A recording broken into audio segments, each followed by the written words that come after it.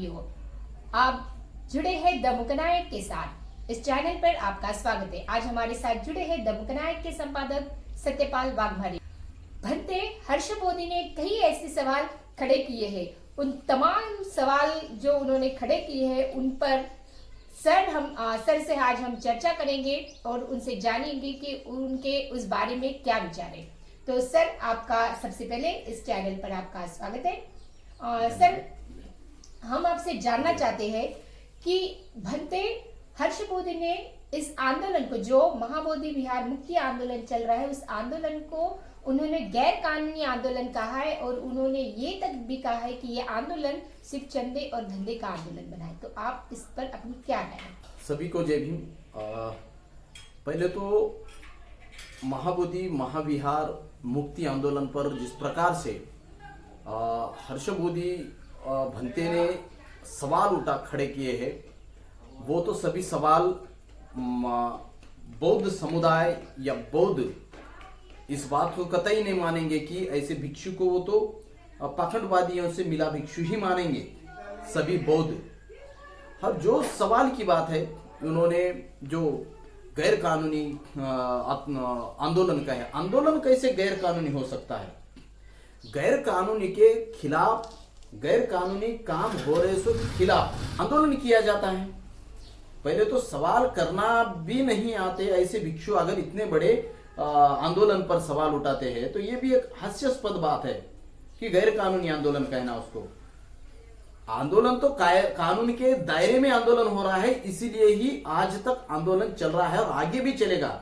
ना किसी वहां बैठे हुए आंदोलनकारी ने कुछ टिप्पणियां की है या कभी अभद्र बात की है, कभी अनुचित वाक्य किसी पर किया हो या सरकार को किस गलत चीज से बात की हो। आंदोलनकारी पूरी तरीके से संविधान के दायरे में रहते हुए एक सफलता की ओर बढ़ने वाला ये आंदोलन दिख रहा है और पूरे दुनिया में आंदोलन ये फैल चुका है। पूरी दुनिया के लोग इस आंदोलन को सपोर्ट कर रहे हैं और गैर कानूनी कहना इस भिक्षु की बहुत बड़ी भूल है। और जो गैर कानूनी बीटीएमसी एक्ट है उसके खिलाफ कानूनन यह आंदोलन चल रहा है। और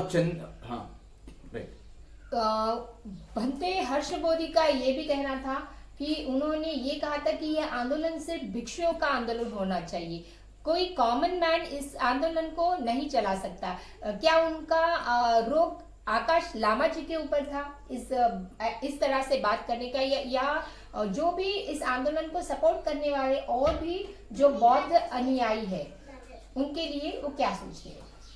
देखिए, धम्म है किस लिए? जो धम्म है वो तो आम जनता के लिए ही है ना। आम जनता के सुख शांति के लिए ही वो धम्म है और उस धम्म का प्रचार और प्रसार करने के लिए भिक्षु संघ निर्माण किया है बुद्ध ने। और वह जो भिक्षु संघ है वो मानव जाति के कल्याण के लिए, तो मानव जाति के उत्थान के लिए अपना सब कुछ निछावर करके, अपना सब कुछ छोड़ के, घर बार अपना परिवार त्याग कर जो भिक्षु मानव कल्याण के लिए, ये आम जनता के लिए ही वो भिक्षु घूमता है। हर चरत भिक्कवे चारकम भोजन हिताय भोजन सुखाय करते हुए वो अपना योगदान समाज के लिए देता है। तो भिक्षु सिर्फ आम लोगों के लिए, इस दुनिया के कल्याण के लिए भिक्षु कार्यरत रहने वाला एक महान कड़ी है इस समाज में और वो महान व्यक्तित्व है। फिर इसमें इस लोगों के लिए जो धम्म बना है और लोगों के लिए जो बुद्ध ने एक जीवन दिया है, जीवन का मार्ग दिया है, वो ही मार्ग ही अभी खतरे में अगर है तो वो उसे बचाने में कौन आएगा? आम जनता नहीं आएगी तो कौन आएगी? अगर धम्म खतरे में आ रहा है तो पूरी मानव जाति खतरे में आ रही है। इसीलिए आम आदमी वहां पर जुड़ा हुआ है और आम आदमी नेतृत्व करे या भिक्षु नेतृत्व करे, पहले तो इन पंडों से महाबोधि विहार को मुक्त कराना यही बौद्धों का पहले कर्तव्य है और यही बौद्धों ने ठान लिया है। वहां पे आकाश लामा जी नेतृत्व करे या प्रज्ञाशील भंते जी नेतृत्व करे, कोई अन्य व्यक्ति या अन्य भिक्षु वहां पर नेतृत्व करे, इससे कोई ही फर्क नहीं पड़ता। या कि पहले तो यहाँ पर ये महाबोधि विहार मुक्त होना है, चाहे वो आम आदमी से हो या भंते भिक्षु संघ से हो। भंते हर्ष बोधी ने भंते प्रज्ञाशील जी के ऊपर एक आरोप लगाया है। उन्होंने ये कहा था कि भंते जी, प्रज्ञाशील भंते जी ये पहले कमेटी में थे आंदोलन, और अभी वो आंदोलन कर रहे हैं। तो उनके ऊपर जो आरोप लगाए कि उनको ये बातें पहले नहीं दिखी क्या, तो उसके ऊपर सर आप क्या विचार रखते हैं? देखिए, वो दौर अलग था। हम वहां जब 95 में जो आंदोलन छेड़ा था, भदंत आर्य नागार्जुन सुरेश ससाई जी के नेतृत्व में आंदोलन चला और काफी लंबे समय तक चला, और वो आंदोलन सफल होने के कागार में पहुंचा था। और ऐसे ही कुछ पाखंडी लोगों ने उस आंदोलन को विफल करने का प्रयास किया। उसी आंदोलन की देन है प्रज्ञाशील भंते जी बीटीएमसी कमेटी में वो मेंबर बने और उस जो महाबोधि विहार की डेवलपिंग की है। नहीं तो पहले तो पूरा धुआं उड़ता था वहां पर, क्या था, क्या वहां पर सुविधा थी? ना कभी भंते भिक्षु संघ को वहां पर भोजन दान दिया जाता है, ना तो कभी भिक्षु का वहां पर इज्जत किया जाता है।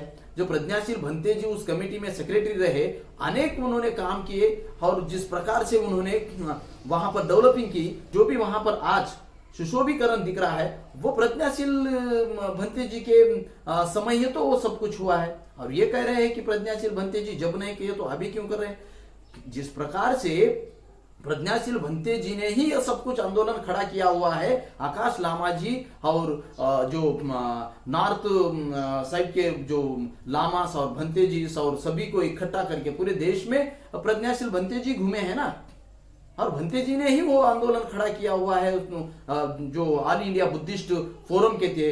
ये ऑल इंडिया बुद्धिस्ट फोरम जो है उसमें सभी भारत के लोग जुड़े हुए हैं। All India Buddhist forum and all India Buddhist organisation के तरफ से ये आंदोलन चलाया जा रहा है। तो सर हम ये समझ सकते हैं कि ये आंदोलन सही राह पे है, क्योंकि उन्होंने ऐसे भी आरोप लगाए थे कि यह आंदोलन लोगों की दिशा भूल कर रहा है। हम बड़े भंते जी को लेकर इस आंदोलन की सही दिशा लेंगे और हम बड़े भिक्षुओं को लेकर इस आंदोलन को किस तरह से एक्ट तक को निरस्त करें ये सोचेंगे, ऐसा उनका आरोप था। तो क्या हम ये समझ सकते हैं कि जो लोग आंदोलन के बाहर है वो ऐसे अनाप बातें कर रहे हैं, और उनके लिए आप क्या बात रखना चाहोगे? देखिए, ये हर्ष बोधी भिक्षु जो है और वह कहेंगे कि हम बड़े बड़े भंते जी को लेकर के आके इस आंदोलन को शुरुआत करेंगे और इस आंदोलन को चलाएंगे, बीटीएमसी एक्ट को निरस्त करेंगे। और उनकी जो वीडियो थी मैंने भी सुनी है, जो ये आंदोलन बीटीएमसी एक्ट निरस्त करने का है, ना कि ब्राह्मणों को भला बुला कहना, ब्राह्मणों को ये कहना वो कहना। क्या ब्राह्मण इनके चाचा लग रहे हैं? ब्राह्मण इनके रिश्तेदार है? ये ब्राह्मणों के ही विरोध में खड़ा हुआ आंदोलन है। बीटीएमसी एक्ट तो निरस्त होगा, वो तो सरकार ने किया हुआ है। उसमें कौन है? ब्राह्मण है। ब्राह्मण संजय मिश्रा जी जाकर वहां पर घंटी बजाकर रोज पूजा अर्चा हिंदू पद्धति से देवी देवता की वहां की शिवलिंग कहकर वहां पर शिवलिंग की पूजा करते हैं। वहां पर तो वो बुद्ध के महाविहार में रहते हुए बुद्ध की पूजा न करते हुए वह वहां पर शिवलिंग की पूजा कर रहे हैं। ये बात क्या हर्ष बोधी भंते जी को मालूम नहीं है? क्या इतने दिन वहां पर जो भी पाखंडवाद हो रहा है, वहां पर अनेक सालों से वहां पर पितृमोक्ष हो रहा है, पिंडदान हो रहा है, क्या हर्ष बोधी को पता नहीं है? क्या फिर वहां पर रहने वाला हर्ष बोधी कभी तो भी सोशल मीडिया में या कभी मीडिया में जाकर कभी एक उन्होंने बयान दिया है कि यहाँ पर ऐसा ऐसा पाखंडवाद चल रहा है और उस पाखंडवाद के खिलाफ अभी आंदोलन छेड़ा है? तो ऐसा पाखंडी भिक्षु, उनके साथ मिला हुआ भिक्षु, वो बीटीएमसी एक्ट कमेटी में जो लोग हैं उनसे मिला हुआ ये भिक्षु अभी ये इस पवित्र आंदोलन को विफल करने का प्रयास, और ऐसे आंदोलन के खिलाफ बात करने में ऐसे भिक्षुओं को शर्म आनी चाहिए, क्योंकि वे वो पवित्र धम्म का चिवर इनके आंख के ऊपर है और वही ऐसे अनाप शनाप बात कर रहे हैं। वहां पर गणपति की मूर्ति लगाई गई है। क्या इस हर्ष बोधी भंते जी को मालूम नहीं? जो ये भंते जी अगर वहां पर बुद्ध के इस धरती को बचाने का अगर काम कर रहे हैं तो अनेक सालों से वहां पर पाखंडवाद फैला हुआ है। वहां पर बुद्ध के मूर्तियों को वीडियो के माध्यम से वो आदमी कह रहा है कि ये पूरे पांडवों की जगह है, पांडव यहाँ आए थे, नकुल सहदेव। द्रौपदी को मालूम नहीं है क्या ये फैले हुए पाखंडवाद को ये वीडियो के ऊपर हर्षबोधी का क्या बयान आया? ये हर्षबोधी से सवाल है। हर्षबोधी भंती जी का क्या बयान आया? हर्षबोधी भंती जी का क्या बयान आ रहा, जहां पर बाकायदा वो गाइड्स लोगों को भ्रमित करके, जो बीटीएमसी ने रखे हुए गाइड्स लोगों को बता रहे हैं कि यहां पर शिवलिंग है, यहां पर विष्णु का मंदिर है, यहां पर शंकर का मंदिर है, यहां पर गणपति है, कौन की सीता मैया आई थी, क्या हो रहा था, ये पूरा जो गलत अनाप शनाप जो प्रचार हो रहा है, ये क्या हर्षबोधी को मालूम नहीं है? मालूम है, फिर भी वो अनजान बन के उस मनुवादी लोगों के साथ मिलकर ये यहाँ पर ये बीटीएमसी एक्ट के खिलाफ जो आंदोलन चल रहा है, ये आंदोलन अगर सफल होता है तो यहाँ पर हमारी जगह कहां होगी बाद में, ये इनको चिंता है, इसलिए अनाप शनाप बक रहे हैं। तो ऐसे तमाम सवाल जो उन्होंने आरोप के तौर पर खड़े किए हैं, तो भी हम ये जानना चाहते हैं सर आपसे कि इस आंदोलन के लिए आप अम्बेडकरी जनता के लिए क्या विचार रखेंगे? देखिए, ये जो अम्बेडकराइट बौद्ध इस देश में जैसे बुद्ध को और डॉक्टर बाबा साहब अम्बेडकर जी के विचारों को और बुद्ध के विचार को जिस प्रकार से वो साथ में लेके चलते हैं, और बुद्ध और बाबा साहब के जो विचार है वो एक ही है। बाबा साहब ने बुद्धिज्म को इस देश के लोगों को पुनः दिया है, जो इस देश में बुद्धिज्म पूरी तरीके से मिटने के कगार पर था, और उसी बुद्धिज्म को बाबा साहब ने जिंदा किया हुआ है, और वही लोग आज इस बुद्धिज्म को आगे लेकर चल रहे हैं और बुद्धिज्म का नेतृत्व कर रहे हैं, और किसी भी कीमत पर अभी इस धम्म पर कोई आज आने नहीं देंगे ये लोग। इसीलिए दिल्ली से लेकर दिल्ली तक लोग जुड़े हुए हैं। आपने देखा होगा, कल ही नांदेड़ में एक भव्य रैली हो गई है 25 तारीख को, उसमें लाखों लोग जुड़े हुए हैं। क्यों जुड़े हुए हैं? लोगों को अगर भ्रमित किया होता तो इतने लाखों लोग जुड़ते? हर्षबोधी का कितना ये घटिया बयान है कि लोगों को भ्रमित किया जा रहा है। भ्रमित होने के बाद लोग लाखों की संख्या में आंदोलन में जुड़कर सड़कों पर उतरते हैं। पूना का आंदोलन देखिए आप, पुणे में लाखों लोग इस आंदोलन में खड़े हुए, जहां पर नजर जाएगी उतना रोड के ऊपर जन सैलाब उमड़ा था। जैसे कि बुल्ढाना में वो लोग रैली निकालकर कितनी बड़ी भव्य रैली निकाली और उन्होंने भी समर्थन दिया। हर जगह महाबोधि विहार को समर्थन मिल रहा है, चाहे पंजाब हो, चाहे दिल्ली हो, चाहे नॉर्थ ईस्ट के महाराष्ट्र हो या दक्षिण में हो। आप देख ही रहे हैं इस 40-45 दिन में हर एक गांव, खेड़े में, कस्बों में इस आंदोलन की चर्चा हो रही है, और लोग कलेक्टर के माध्यम से राष्ट्रपति को, प्रधानमंत्री को मेमोरेंडम दे रहे हैं, और अपने अपने तरीके से जिलों पर, तहसील पर, गांव खेड़े में लोग आंदोलन छेड़ रहे हैं। फिर भ्रमित होने वाले लोग इतने बड़े पैमाने में समर्थन कैसे देंगे? अमेरिका से आवाज उठ रही है, अमेरिका के लोग आकर धरने में बैठ रहे हैं, पूरे देश विदेश के लोग महाबोधि विहार को मुक्त कराना है करके अपील कर रहे हैं। ये सिर्फ बौद्धों की लड़ाई ही नहीं है, ये पूरे मानव जाति की लड़ाई है। अगर बुद्धिज्म को कोई समझेगा तो वो डेफिनेटली इस महाबोधि विहार के मुक्ति आंदोलन में खड़ा होगा। इस देश के सभी नागरिक की लड़ाई है, क्योंकि यहां पर देखिए हर धर्म के अपने मंदिर उनके कब्जे में है। यहां पर हिंदू ने भी आवाज उठाना चाहिए कि भाई इस देश के 5 लाख मंदिर तो ब्राह्मणों के कब्जे में है। फिर ये तो एक ही मंदिर मांग रहे हैं, ये तो केदारनाथ का मंदिर, महाबोधि विहार, केदारनाथ का बुद्ध विहार तो नहीं मांग रहे, जहां पर अभी मंदिर बना चुका है। ये तो इधर का तिरुपति बालाजी का तो मंदिर नहीं मांग रहे हैं, उस पर भी वेंकटेश्वर स्वामी का मंदिर बना हुआ है। ऐसे अनेक हजारों मंदिर पर पंडों ने कब्जा करके उसे दैवीकरण करके अभी वहां पर बड़े बड़े मंदिर उसे घोषित किए गए हैं, और वहां पर देवी देवताओं की पूजा की जा रही है। वो तो नहीं मांग रहे हैं। जो अभी तथाकथित बुद्ध की ज्ञान प्राप्ति की स्थली है, जो तो महाबोधि विहार, वहां पर दुनिया भर के लोग आते हैं, वो एक मंदिर विहार मांग रहे हैं।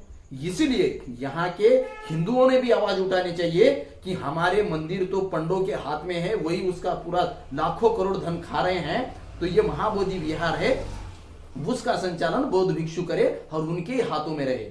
इस देश के मुसलमानों ने भी आवाज उठानी चाहिए कि हमारे मस्जिदें पूरे मौलाना के हाथ में हैं और उनके ही कब्जे में हैं, तो यह महाबोधि विहार बौद्धों को सौंपना चाहिए। यहाँ के क्रिश्चियनों ने भी आवाज उठानी चाहिए कि हमारे क्रिश्चियन के चर्च जो है पूरे दुनिया भर में वो क्रिश्चियनों के हमारे हाथ में है, तो ये महाबोधि विहार का संचालन बौद्धों के हाथ में ही देना चाहिए करके यहाँ का जैन हो, यहाँ का सिख हो, या सभी ने यह आवाज उठाकर बौद्धों को सपोर्ट करना चाहिए।